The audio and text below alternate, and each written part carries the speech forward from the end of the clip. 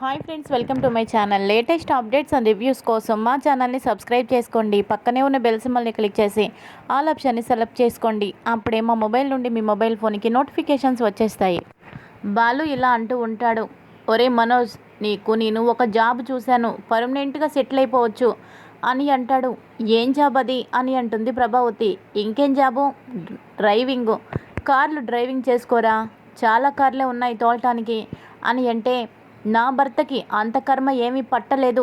నా భర్త ఏమైనా చదువుకోలేదా ఏంటి కార్ డ్రైవింగ్ చేసుకొని బ్రతకడానికి?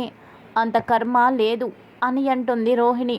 ఇంకా ప్రభావతి కూడా, అవును, నా కొడుక్కి అంత కర్మ పట్టలేదు. కార్లు తోలుకుంటూ బ్రతికే అంత కర్మ వాడికేం పట్టింది? వాడు చాలా పెద్ద పెద్ద చదువులే చదివాడు అని అంటుంది. అవునవును, పార్కులో పడుకునే కర్మ పట్టింది అని అనగానే, ఏయ్, ఏం మాట్లాడుతున్నావు అని అంటుంది ప్రభావతి. ఉన్నదేగా మాట్లాడాను, గొంతు పెంచి మాట్లాడద్దు, గొంతు తగ్గించండి అని అంటుంది ప్రభావతితో. ఏంటి, ఏమన్నావు, మళ్ళీ చెప్పు అని అనగానే, రెండోసారి చెప్పేంత టైం నాకు లేదు అని అంటుంది. అబ్బో, ఏం చేస్తున్నావో మహారాణివి, అంత ఖాళీ లేకుండా ఉన్నావా? నువ్వేమైనా పెద్ద పెద్ద బిజినెస్లు నడిపిస్తున్నావా, లేదంటే పెద్ద పెద్ద పరిశ్రమలకి అధినేతవా అని అంటే, అంతకంటే పెద్ద బిజినెస్సే నా భర్త నా చేత పెట్టించాడు.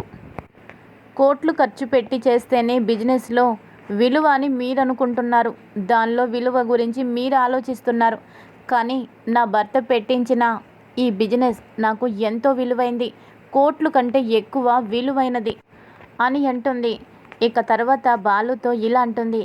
ఏవండి, మీకేం పని లేదా? అయినా ఏదైనా కరెక్ట్గా చేసే వాళ్ళకి, ఒళ్ళొంచి పని చేసే వాళ్ళకి ఏ పని అప్పగించినా చేస్తారు. మీరు ఇలాంటి వాళ్ళని పనిలో పెట్టుకొని మీరు ఇబ్బంది పడడం అవసరమా? రిక్షా తొక్కుకొని పని చేసే వాళ్ళనైనా మీరు నమ్మండి, కానీ చదువుకొని సోమరిపోతులాగా తిరిగే వాళ్ళని అస్సలు మీరు నమ్మద్దు అని బాగా చురకలు అంటిస్తుంది మీనా. ఆ మాటలకి కక్కలేక మింగలేక ఏం సమాధానం చెప్పలేక ప్రభావతి, రోహిణి ఇద్దరూ కూడా తల్లడిల్లిపోతూ ఉంటారు. ఇక పూలగంప మాటలకి బాలు కూడా ఆశ్చర్యపోయి, పూలగంప, ఏం మాట్లాడావు? చూసావా, తన గురించి మీకు ఇంకా అర్థం కాలేదా? ఇన్నాళ్ళు చాలా సహించింది, భరించింది. మీరు ఎన్ని చేసినా ఒక్కసారి మీనాని కెలికితే ఏం జరుగుతుందో ఇప్పుడు చూశారు కదా. తన దగ్గర ఇటికిరాయి మాత్రమే కాదు, అంతకు మించిన వాక్చాతుర్యం కూడా ఉంది. తన మాటల తోటలతో మిమ్మల్ని పేల్చేస్తుంది, జాగ్రత్త అని చెప్పేసి ఇక బాలు మీనాని తీసుకొని వెళ్ళిపోతాడు. ఆ తర్వాత ఏదైనా మంచి జాబ్ చూసుకొని ఇంటికొస్తాను అని చెప్పి మనోజు రోహిణిని ఎదురు రమ్మంటాడు. ఎదురొస్తుంది, మీకు మంచి జాబ్ వస్తుంది, ఖచ్చితంగా మీకు మంచి జాబ్ వస్తుంది, నా ఎదురు చాలా మంచిది అని చెప్పి రోహిణి అంటుంది.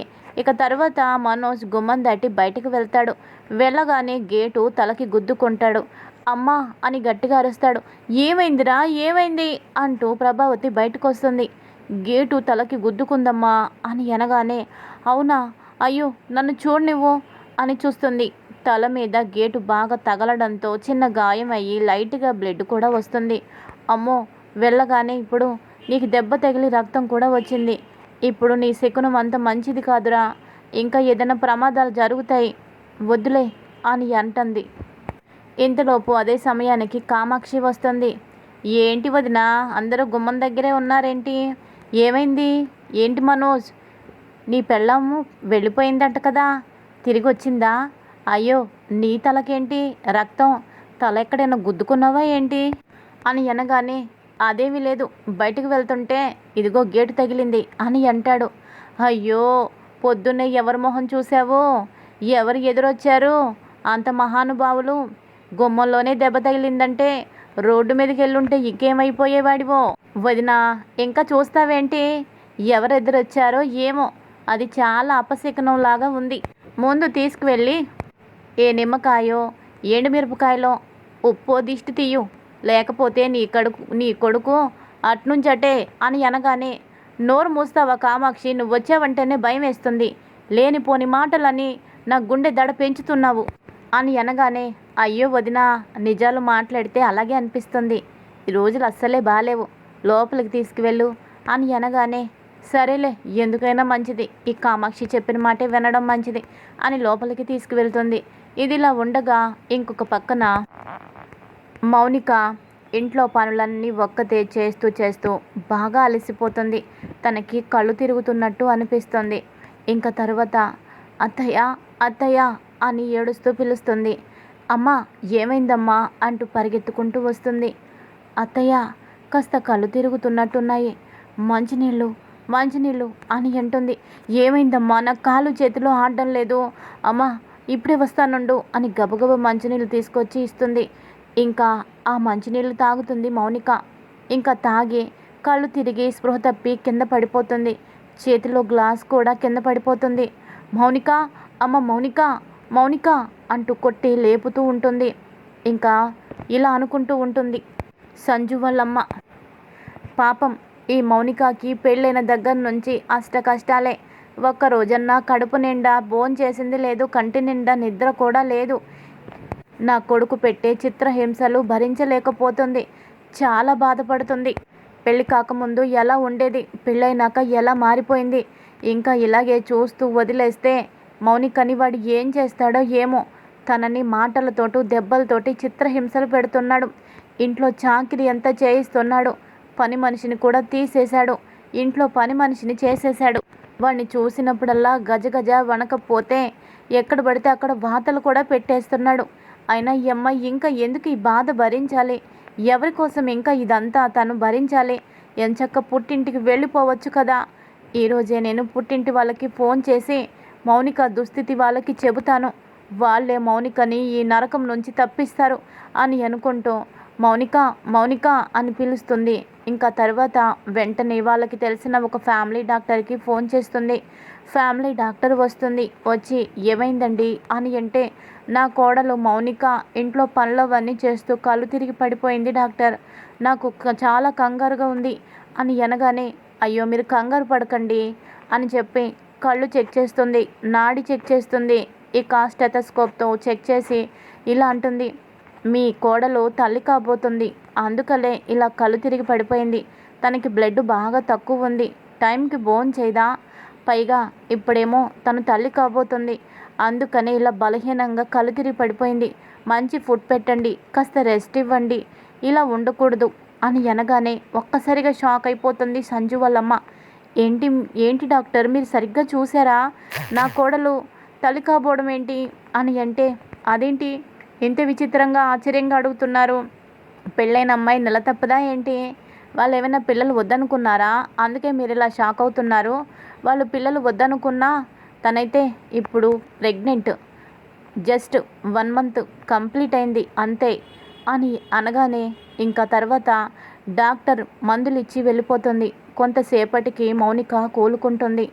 తను తల్లి కాబోవడం ఏంటి నాకు అర్థం కావడం లేదు, అసలు ఏ రోజు తనని భారీగా చూశాడు, భారీగా ప్రేమగా ఎప్పుడు తనని దగ్గరికి తీసుకున్నాడు, తను తల్లి కాబోవడం ఏంటి అని చాలా భయపడుతూ కంగారు పడుతూ ఉంటుంది. ఇంతలోపు మౌనిక కళ్ళు తెరుస్తుంది.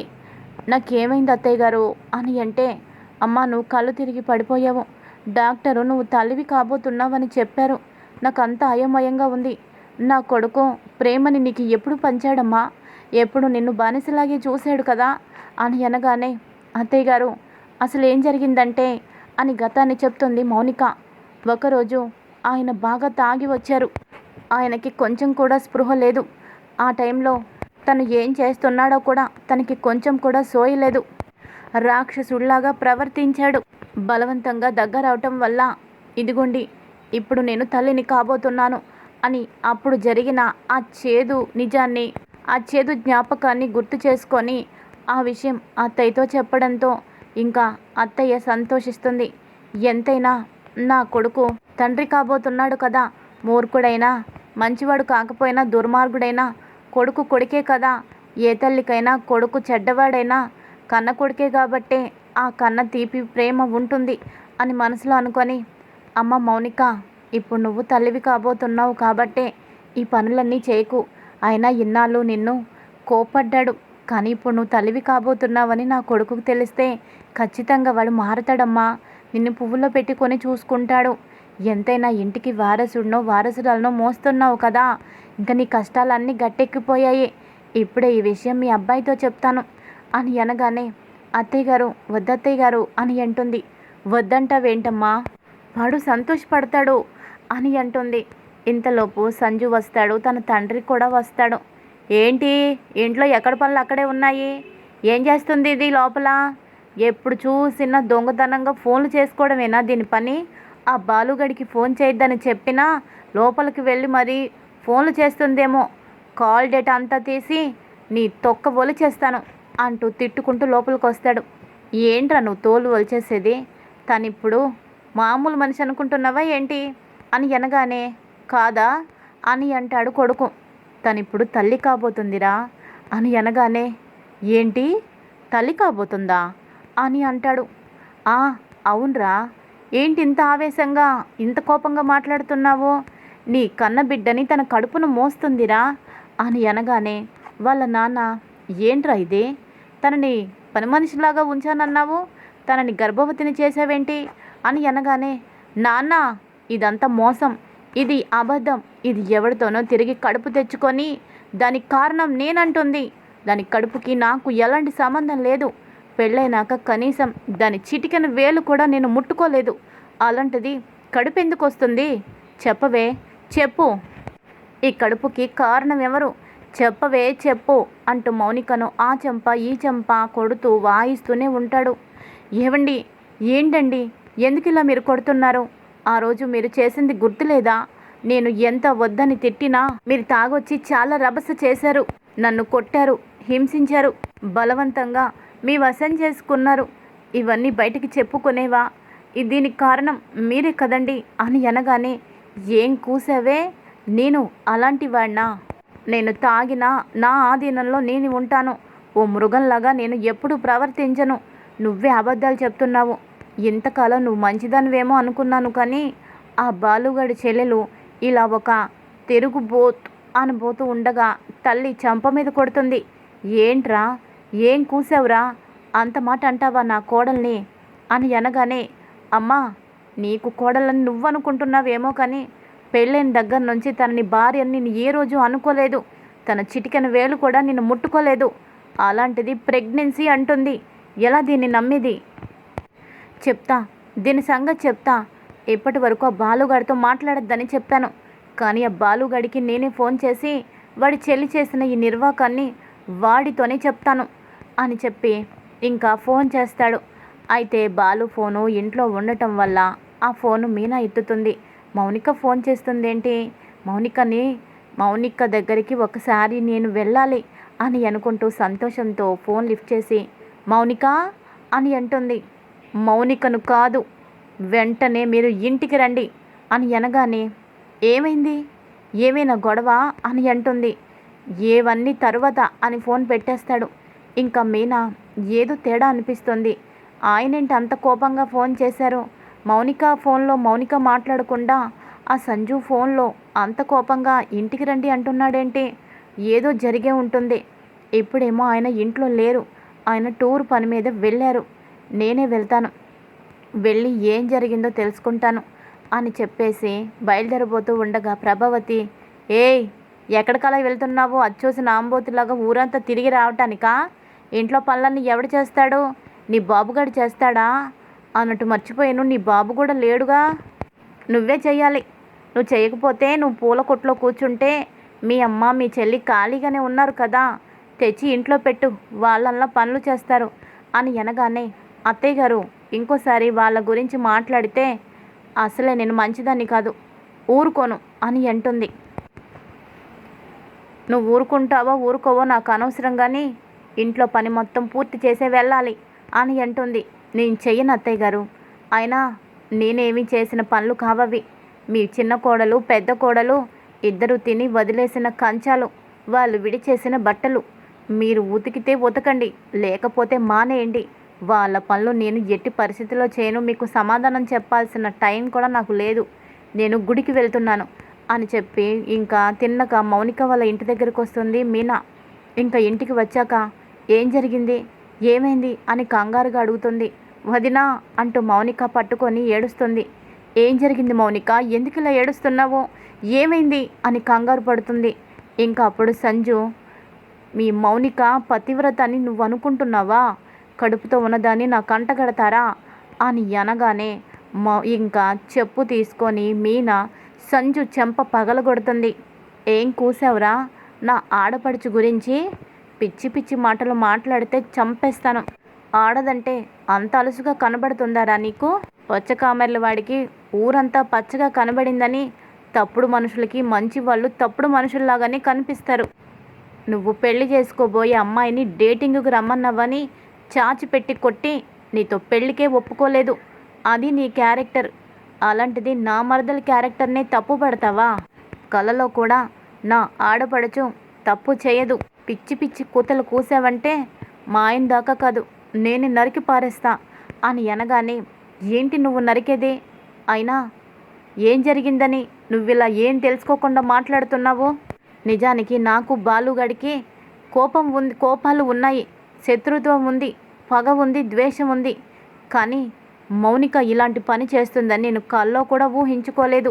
తన కడుపుకి నాకు ఎలాంటి సంబంధం లేదు. తనని నేను భార్యగా ఏ రోజు చూడలేదు. తనని ఓ పని మనిషిగానే చూశాను.